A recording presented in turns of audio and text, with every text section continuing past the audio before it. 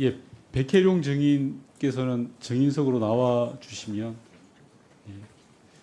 질의가 계속 번갈아 되더라도 거기서 계시면서 답변을 해주시면 좋을 것 같습니다. 구로울의 윤건영입니다. 우선 PPT 봐주시면요, 김찬수 서장의 입장이 변합니다. 증인석에 앉아 있는 김찬수 서장은 입장이 변하지 않았다라고 강변하고 있지만 실제로 보면 김찬수 서장은 김봉식 지금 청장이죠. 윤희근 청장들에게 성과를 보고하다가 갑자기 9월 20일 날 백혜룡 증인에게 브리핑 연기를 지시합니다. 다음 PPT 한번 봐주시면요, 앞서 여러 의원님께서도 보여주신 내용인데, 김봉식 증인도 대단히 수고 많다, 잘했다, 잘 마무리해라. 윤희근 증인도 잘했다, 훌륭하다, 세심하게 챙겨라 라고 이야기합니다. 김찬수 증인에게 묻겠습니다. 윤희근 청장 등에게 보고한 건 일종의 자랑하려고, 수사 성과를 자랑하려고 보고하신 거 맞죠? 그것도 일부 있습니다. 일부 있는 게 아니라 그게 전부겠죠? 아닙니다. 당시에 잠깐 제가 질의를 할게요. 네, 그렇습니다. 예, 자랑하려고 보고했을 때는 백혜룡 증인을 포함한 수사팀이 잘했다, 마약 수사 잘했으니까 이걸 봐주세요라고 하는 취지가 더 많이 있을 거 아니겠습니까? 그게 상식적이죠. 네, 그렇습니다. 갑자기 본청장인 경찰청장한테까지 수사 결과를 보고하는 이유는 다른 게 없습니다. 우리 영등포서가 잘했습니다라고 보고를 한 겁니다. 그런데 갑자기 9월 20일 날 백혜룡 증인에게 브리핑을 연기하라고 합니다. 백혜룡 증인에게 묻겠습니다. 브리핑과 관련해서 김찬수 증인과 충분히 논의가 되었던 게 맞죠? 브리핑뿐만 아니고 모든 수사 과정을 경찰서장님과 예, 좋습니다. 그러면 그 이전까지 9월 20일 이전까지 브리핑에 대해서 또는 수사 관련된 내용에 대해서 김찬수 증인이 단 한 번이라도 증인에게, 백혜룡 증인에게 잘못되었다, 아니다라고 한 적이 있습니까? 없습니다. 자, 이러니까 많은 국민들이 의심을 갖는 겁니다. 수사 성과를 자랑하기 위해서 경찰청장에게도 보고하고 직속상관에게도 보고했던 내용을 갑자기 입장이 바뀌는 겁니다. 브리핑 준비까지 부하 직원과 다 맞췄던 거를 하지 말라고 그런 겁니다. 자, 그러면 여기서 누가 거짓말을 하고 있을까요? 백혜룡 증인께 묻겠습니다. 김찬수 증인이 9월 20일 날 용산 이야기를 한 게 맞죠? 분명합니다. 김찬수 증인에게 묻겠습니다. 용산 증인을 했습니까? 안 했습니까? 예, 아니오로 이야기해 주십시오. 아닙니다. 아닙니까? 자, 그럼 두 사람 중에 거짓말을 하시는 분이 있습니다. 거짓말을 한 자가 범인입니다. 맞습니까? 김찬수 증인? 그렇습니다. 자, 좋습니다.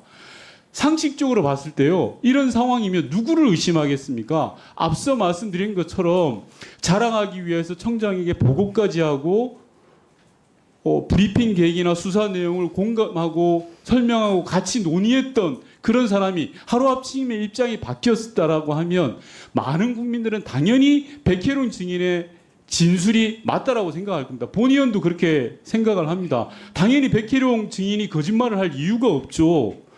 백혜룡 증인에게 묻겠습니다. 당시에 김찬수 서장이 백혜룡 증인에게 용산을 언급하면서 전화한 날짜와 시간이 9시가 넘었다고 했는데 맞습니까? 9시 한 3분쯤 되는 걸로 제가 좋습니다. 알고 있습니다. 통상적으로 증인께서 영등포서 과장으로 계실 때 김찬수 서장이 과장에게 밤 9시에 전화하는 길이 흔한 일입니까? 그때 밤에 전화한 건 처음이었습니다. 자, 좋습니다. 이런 겁니다. 갑자기 계속 잘해오던 수사를 밤 9시에 전화를 하는 이유가 뭡니까 도대체? 많은 국민들은 여기에서 의구심을 갖는 겁니다. 상급자의 지시를 그대로 이행하는 하급자는 분명히 용산이라고 들었다고 합니다. 그리고 그 책임에 대해서 온전히 지려고 합니다. 그런데 상급자인 김찬수 증인은 아니라고 합니다. 이 청문회를 보면 국민들은 다 알 수 있는 겁니다. 어디에서 꼬리 자르기를 하고 있고 누가 책임을 면탈하고자 하느냐를 이야기하고 싶은 겁니다. 다음은 남재현 증인께 묻겠습니다.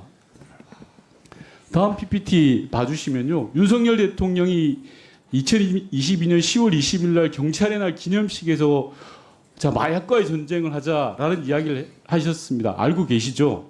알고 있습니다. 자, 좋습니다. 남재현 증인께 묻겠는데요, 영등포서 마약 수사와 관련해서 청와대에서 보고받은 적이 있습니까? 다음 PPT 넘겨주시면 국정상황실은 2024년 6월까지 일체의 보고도 받지 않았다라고 답변을 해주셨습니다. 맞습니까? 요구 자료 내용이 정보 보고 자료를 정보 보고 자료도 정보 보고라는 게 다 포괄되는 거죠. 정보 보고 자료는 따로 받은 건 없습니다. 예, 그럼 다른 자료는 받은 적이 있습니까? 제 기억으로는 23년 11월 달에 KBS 언론 보도에 대한 진상 보고 자료를 받았고요. 그다음에 올해 7월 달에 수사와 관련된 내용을 자, 2건 정도 받았습니다. 이 다음 PPT를 봐주십시오. 요게 방금 남재현 증인께서 이야기하시는 건데요. 저는 여기서 두 가지를 앞전 PPT 봐주십시오.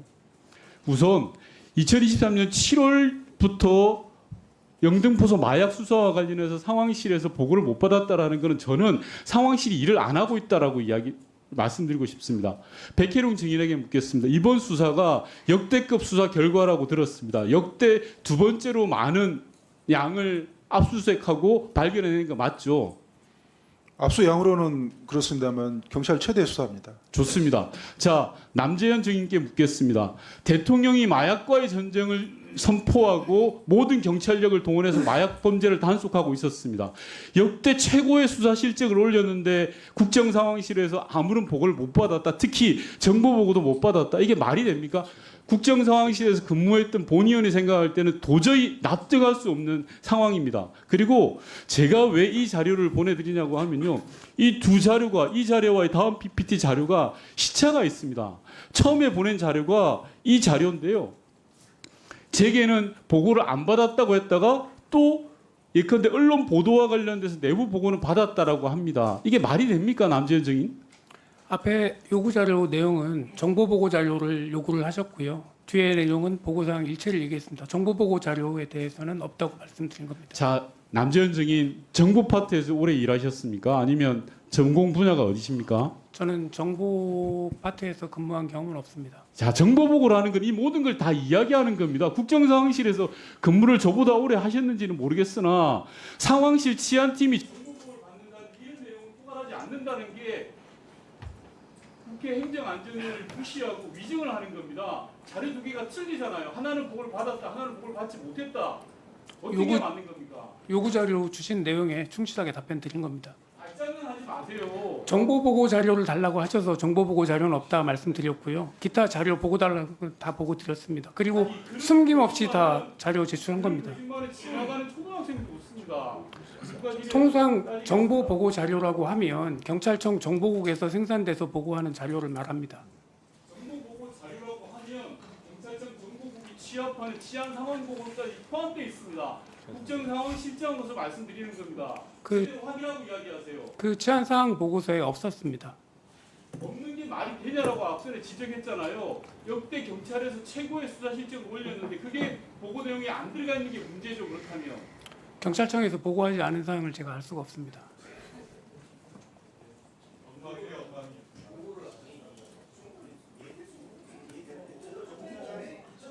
자, 예.